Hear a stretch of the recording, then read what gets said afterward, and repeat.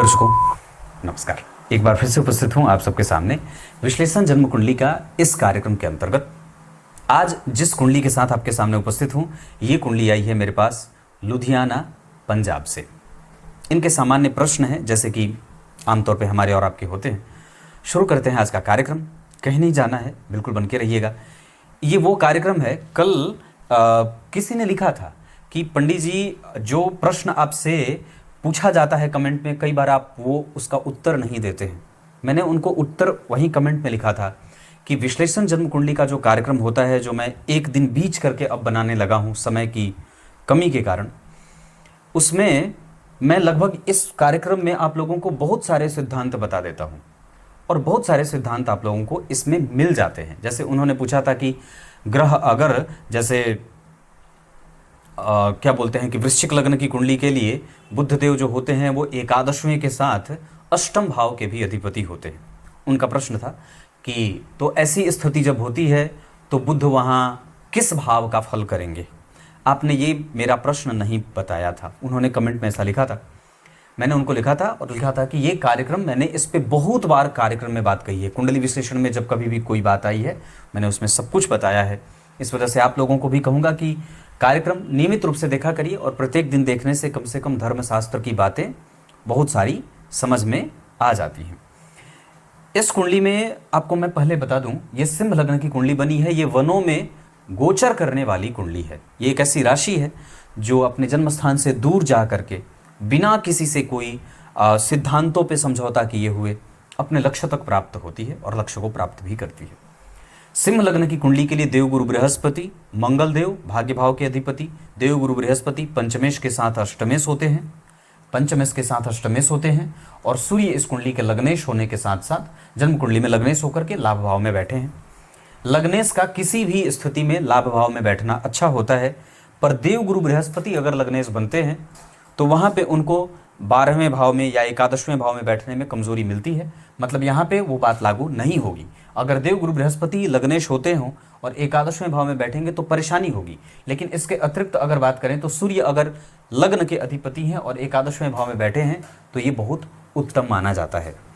अगर किसी भी भाव में एक साथ सूर्य, बुध और शुक्र बैठ जाते हैं तो उस भाव को निचोड़ने का काम करते हैं और थोड़ी कमजोरी वहां पे आ जाती है। ऐसी अवस्था में भी कई बार उस जातक को उसका बल प्रभाव में कमजोर मिलने लगता है।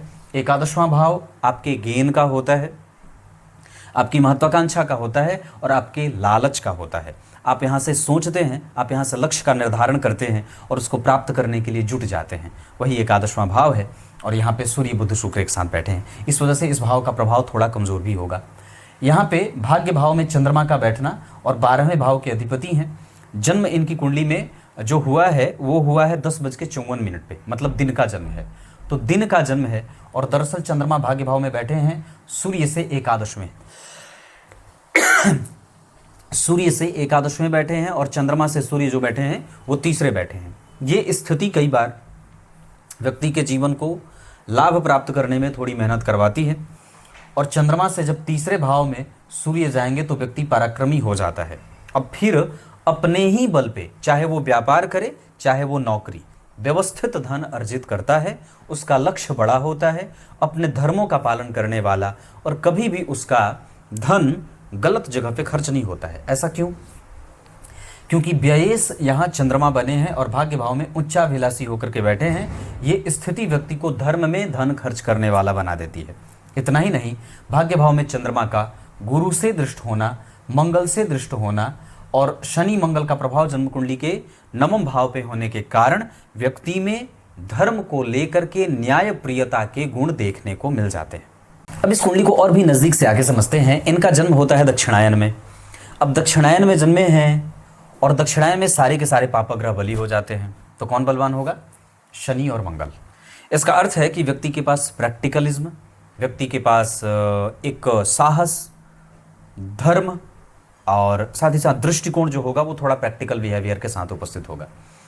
दक्षिणायन में सूर्य थोड़े बलवान में कमजोर हो जाते हैं, मतलब उतने बली नहीं होते जितने वो उत्तरायण में बली होते हैं। लेकिन दक्षिणायन में जितने के जितने पापग्रह होते हैं वो सारे के सारे बली होते हैं। तो पापग्रह कौन बली होंगे? तो शनि बली होंगे और मंगल बली होंगे। उसके बाद राहु और केतु बली होंगे। राहु यहाँ वैसे भी बली हैं, राहु दशम स्थान में बैठे हैं। जिस राशि में बैठे हैं और जिस दिशा में, इस दशा काल में राहु बड़े बलवान होते हैं। वैसे मुख्यतया सिंह लग्न की कुंडली के लिए राहु का बल उतना मजबूत नहीं होता, लेकिन राहु का बल दशम स्थान के लिए बड़ा बलवान हो जाता है, खास करके इस वजह से कि जिस राशि में बैठे हैं इस राशि का अधिपति शुक्र एकादशवें भाव में बैठा है और बली है क्योंकि गुरु से दृष्ट है ना। तो जरा सोच के देखिए, तो जन्म कुंडली के तीसरे और पराक्रम भाव के अधिपति पे पंचम भाव के अधिपति गुरु की दृष्टि है। मतलब पंचमेश जो यश, मान, पद, प्रतिष्ठा, कुल गौरव, गोत्र का नाम, संतान आदि से व्यक्ति को युक्त रखते हैं, उस या विनम्रता देते हैं, दार्शनिकता देते हैं, बुद्धिमान बनाते हैं। पूर्व जन्म में व्यक्ति का धर्म सदैव जागृत रहा था, वो धर्म करने के लिए, लोगों को सुख देने के लिए ही पिछले जन्म में भी जन्म लिया था। इस जन्म में भी उसका ध्येय कहीं यही है, यही ऐसा ही कुछ बनता दिख रहा है।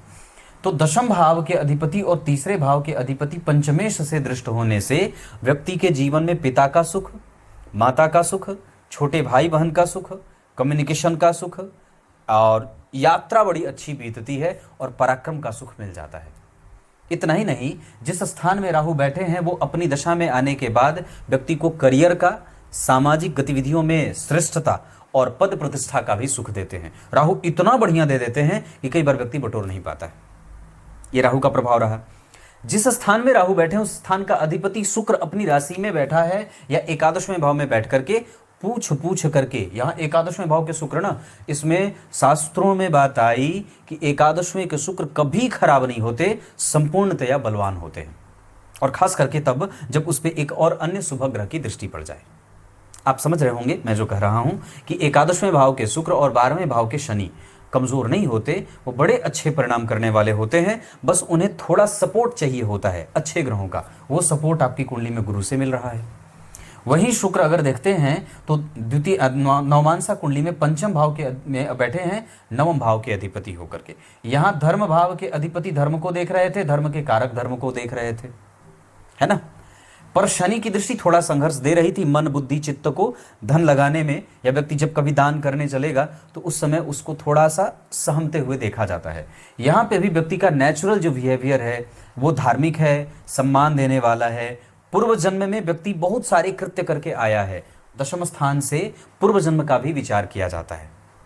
और वहां बैठ गए हैं राहु, जहां व्यक्ति निरंतर ही कई जगह से धन कमाने के लिए प्रेरित रहा है, और वही धन कमाने की इच्छा, समाज में अपना नाम जो है वो ऐसा होता है कि स्वर्णाक्षरों में अंकित हो जाए, इस तरह की लालसा, इस तरीके की राहु देते हैं।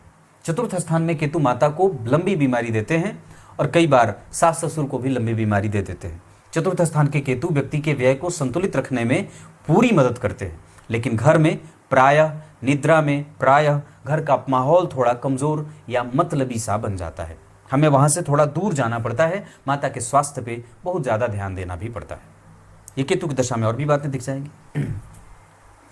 अगर नवमांश कुंडली की बात करें तो यहाँ के धन भाव के अधिपति यहाँ के लग्नेश बन रहे हैं, और लग्नेश जाकर के यहाँ बैठे जन्म कुंडली में पंचम भाव में। किसके साथ? नवमेश के साथ। लग्नेश और नवमेश का संबंध जन्म कुंडली के पंचम भाव में, और पंचमेश स्वग्रही है शनि।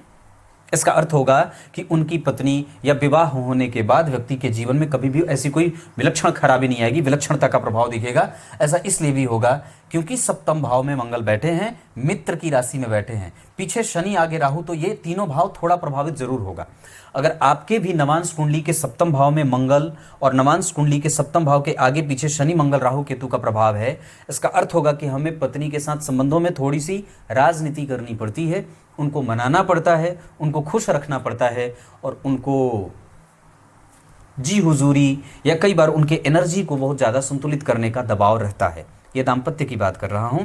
यहाँ मंगल के सप्तम भाव में बैठने के कारण, लग्न पे मंगल की दृष्टि के कारण, सप्तमेश के 12वें जाने के कारण, सप्तम भाव को पापकर्त्री लगने के कारण, ये जो स्थिति है ये विवाह के प्रभावों को कमजोर और कई बार मतभेद देने वाली, साथ ही साथ मन को एक जैसा नहीं बनाने वाली बना देती है। व्यक्ति का दिमाग बड़ा संतुलित और साफ होता है, लेकिन वहीं पे जब विवाह के बाद आता है तो उसके ऊपर वैवाहिक प्रभाव पड़ने लगता है।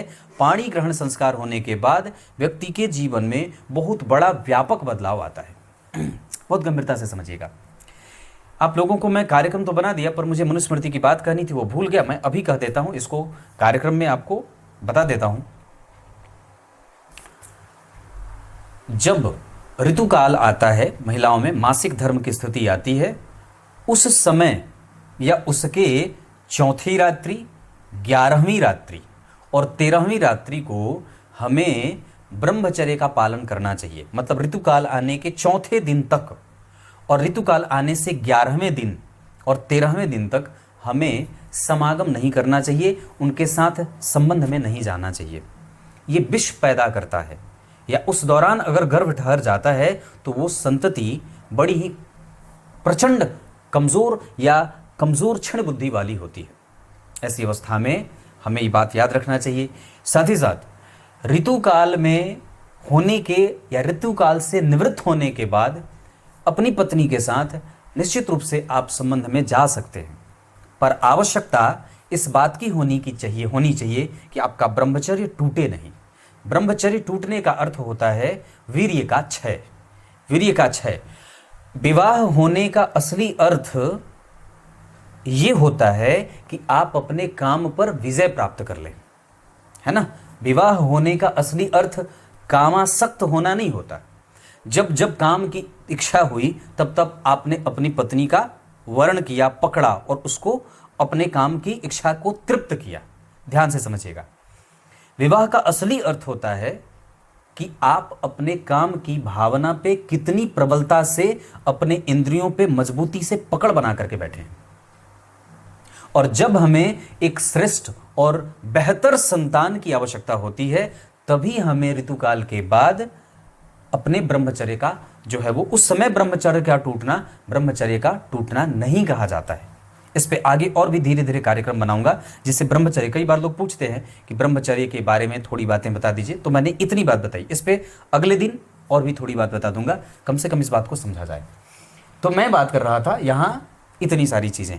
चंद्रमा जो है वो इनकी कुंडली में रविवार को जन्म हुआ है। कृष्ण पक्ष के एकादशी के चंद्रमा होंगे, तृतीय एकादशी का संबंध है।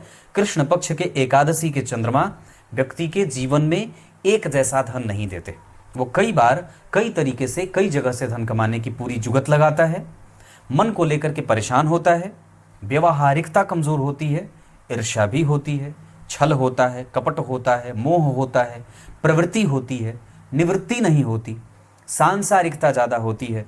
और आपके ऊपर ठाकुर जी की कृपा मतलब इस मामले में थोड़ी कम हो जाती है कि अब आपका मन संतुलित नहीं है, अब आपके चंद्रमा विक्षिप्त होने की स्थिति में है। हालांकि 12वें भाव के अधिपति होकर के 9वें भाव में बैठे हैं, व्यक्ति के पास भवन, भूमि, वाहन, घोड़ा, गाड़ी सब होता है, उसका धन कभी गलत जगह पे खर्च नहीं होगा।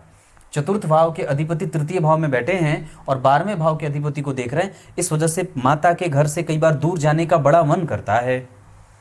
और 12वें भाव के अधिपति पे गुरु की दृष्टि है, इस वजह से व्यक्ति का व्यय, व्यक्ति का ऋण, व्यक्ति की नौकरी, व्यक्ति के लिए समाज का जो उच्चस्थ वर्ग है वो सब उसके सपोर्ट में खड़े होते हैं। उसका पद, उसकी प्रतिष्ठा कभी भी नष्ट नहीं होती है। वो सदैव उसकी लड़ाई अपने से ही होती है, दूसरा कोई उसका वैर विरोध करने वाला नहीं होता है। बड़ा ही देखने में सुंदर और विलक्षण बुद्धि का होता है। उसका कम्युनिकेशन, उसके मेहनत करने का फल, और जो मेहनत कर दे, जिस काम पे मेहनत कर दे, वो शनि और मंगल देने के लिए उपस्थित हो जाते हैं। पर एक कष्ट वाली बात क्या है, मंगल तो बढ़िया देख रहे हैं, गुरु भी बढ़िया देख रहे हैं, पर इस भाव पे शनि की दृष्टि है, मारकेश इस कुंडली को देख रहा है। इस वजह से भाग्य को, कई बार पति पत्नी के बीच में कम्युनिकेशन को कमजोरी में लेके चला जाता है, क्योंकि यहाँ पे भी पाप कर्त्री लगा है। सप्तम भाव में मंगल बैठे हैं, 9वें भाव के अधिपति बुध के साथ जन्म कुंडली के पंचम भाव में बैठे हैं। विवाह टूटने वगैरह का कोई योग नहीं है, पर विवाह में कभी कभी डिससेटिस्फैक्शन का भी योग दिख रहा है। उसके कारण मैंने बता रखे हैं। दशमांसा कुंडली में अगर आपके लग्नेश धन भाव में बैठे हों तो ये व्यक्ति के जीवन में उसके करियर से, चाहे वो व्यापार करे चाहे वो नौकरी, व्यापार ज़्यादा करता है, उससे उसको अच्छा धन प्राप्त हो जाता है। साथ ही साथ गंभीर धन प्राप्त करता है, जैसे मोटी रकम की आमदनी होती है, एक ही बार में 10 लाख आ जाए, एक ही बार में 3 लाख आ जाए, 5 लाख आ जाए, 7 लाख आ जाए, करोड़ों आ जाए, एक ही बार में लगातार मोटा धन आ गया और व्यक्ति उसको खा रहा है। फिर वो जैसे जैसे धीरे धीरे आगे बढ़ता गया, फिर वो एक मोटी रकम फिर आमदनी में जनरेट हो जाती है।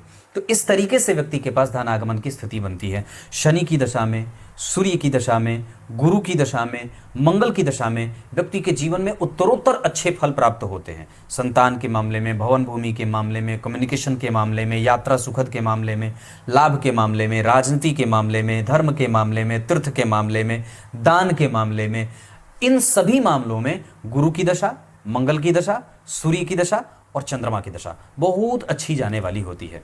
वैसे भी गुरु के ऊपर चंद्रमा का प्रभाव या चंद्रमा से तीसरे घर में बुध बहुत अच्छे माने जाते हैं। निर्णय बड़ा व्यक्ति का अच्छा होता है।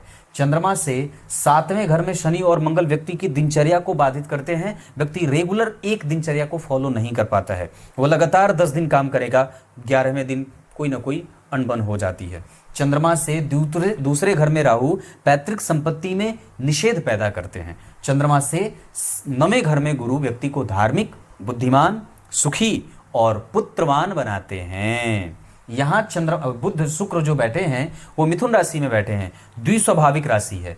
लग्न के अधिपति के संग बैठे हैं, द्विस्वाभाविक राशि में बैठे हैं। इस वजह से व्यक्ति को पुत्र और पुत्री दोनों ही संततियां प्राप्त होती हैं। इनकी कुंडली में चंद्रमा से विभिन्न ग्रहों का संबंध ऐसा था। दशमांसा कुंडली में लग्नेश का द्वितीय भाव में जाना बहुत उत्तम माना जाता है। ये व्यक्ति को बहुत अच्छी खासी संपत्ति देता है।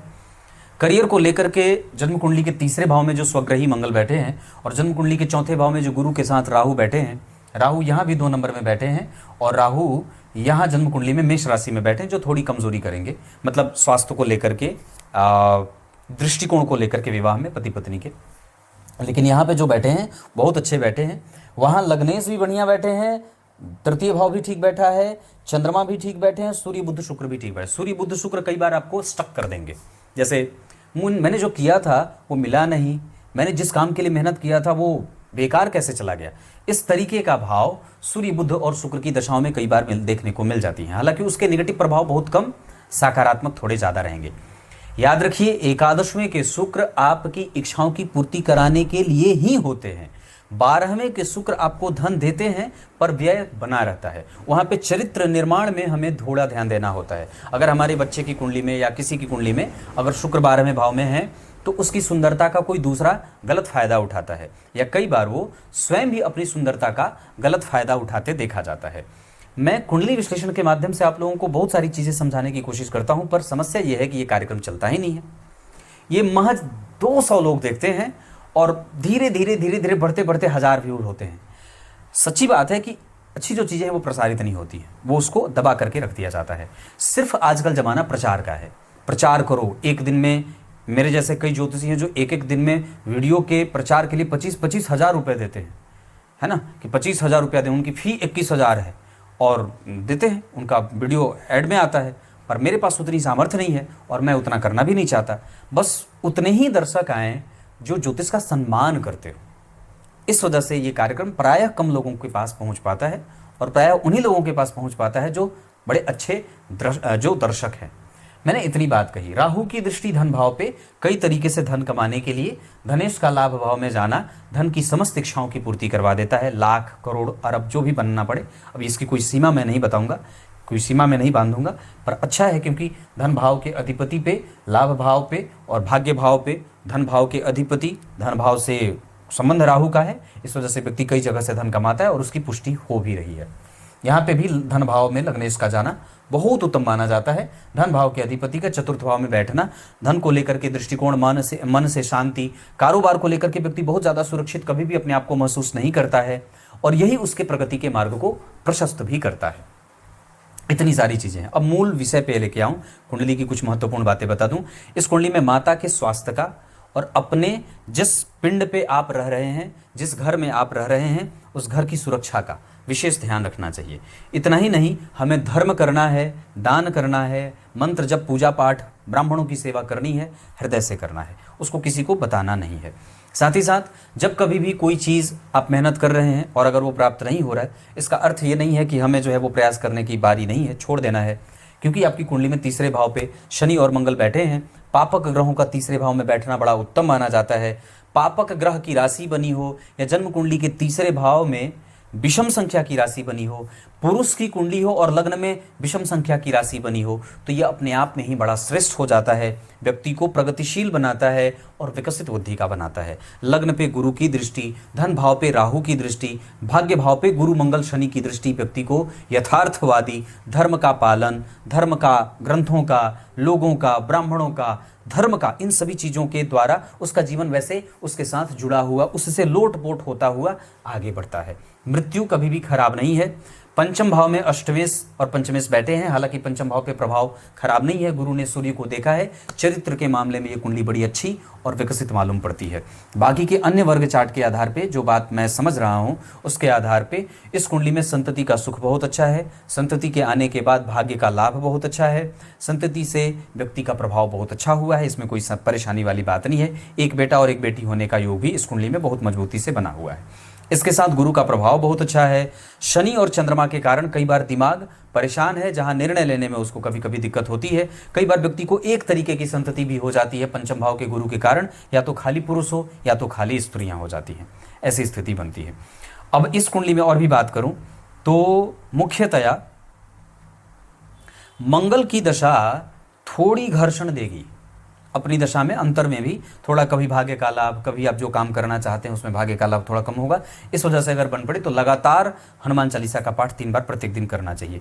इस कुंडली में गुरु और चंद्रमा की दशा बहुत अच्छी जाएगी, यश देगी, कीर्तिमान स्थापित करेगी, धन मान पद प्रतिष्ठा डिग्री वगैरह, कोई नया काम करना हो, संतान के बारे में कोई नया निर्णय लेना हो, बिल्कुल ले सकते हैं।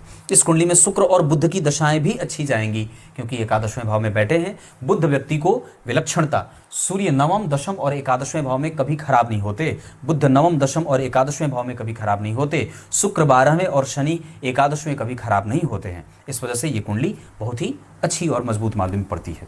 इसके साथ साथ अगर मैं बात करूं तो ग्रह के बल के आधार पे सूर्य और चंद्रमा 50% का परिणाम अच्छा कर रहे हैं। उनकी दशा को हमें संतुलित करके अपने दिनचर्या को ठीक रखना होगा। गीता जी के 11वें अध्याय का पाठ प्रत्येक दिन करना चाहिए, है ना। उसके साथ अगर बात करें तो हमें अपने पराक्रम को बल देने के लिए प्रत्येक दिन और ब्रह्मचर्य का पालन निश्चित रूप से करना चाहिए और उपयुक्त समय पे ही जो है वो ब्रह्मचर्य तोड़ने का प्रभाव दिखना होगा। ये बहुत ही गंभीर बात होगी, इसके बारे में आप विशेष जानकारी भी प्राप्त कर सकते हैं।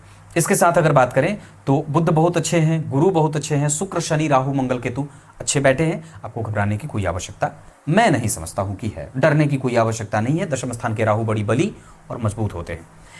शुभ अंक इस कुंडली के लिए 8 रहेगा। धन कमाने के लिए आप जा सकते हैं उत्तर की दिशा में।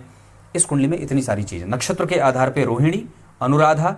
एक बात और कहता हूं, ओम अश्वनी कुमाराभ्याम नमः, ओम अश्वनी कुमाराभ्याम नमः। इस मंत्र का कम से कम 10,000 बार जप जीवन काल में 2 से 3 बार कर लेना चाहिए। विशेषतया नवरात्रि में, गुप्त नवरात्रि में, शिवरात्रि में, या कभी भी अगर बन पड़े कोई विशेष पर्व हो, त्यौहार हो, उस दिन अवश्य कर लेना चाहिए।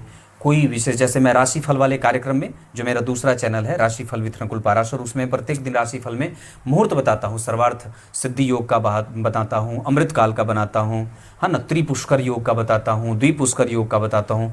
उस योग में ओम अश्विनी कुमाराभ्याम नमः इस मंत्र का अधिक संख्या में जप करके चिरचीटे की जड़ को 4 गुना करके चौहरा करके अपनी दाहिनी भुजा में रविवार को बांध लेना चाहिए। साथ ही साथ ब्राह्मण को मीठा भोजन अवश्य अर्पित करना चाहिए। सदैव अपने गले में पुष्प की माला, रक्त चंदन की माला, तुलसी की माला, रुद्राक्ष की माला आदि धारण करना चाहिए। प्याज लहसुन आदि का बैर रखना चाहिए जीवन में, ये बात भी पक्की है।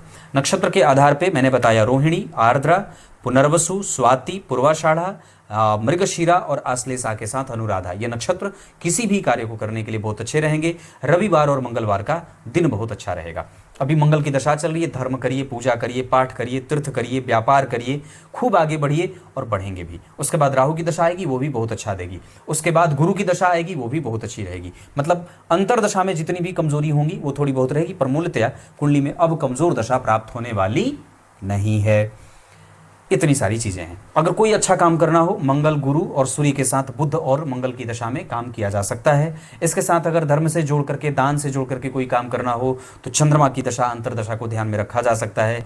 कोई भी इन्वेस्टमेंट करना हो, किसी को सताना हो, सताना नहीं, किसी को मतलब किसी पे हावी होना हो, कोई अपना विजेता बनना हो तो शनि और राहु की दशा का इस्तेमाल किया जा सकता है। कारोबार से संबंधित अगर कोई भी निर्णय लेना हो, ट्रांसफर से संबंधित अगर कोई भी निर्णय लेना हो तो शनि, राहु और केतु की दशा का इस्तेमाल किया जा सकता है। तब तक के लिए बहुत बहुत नमस्कार।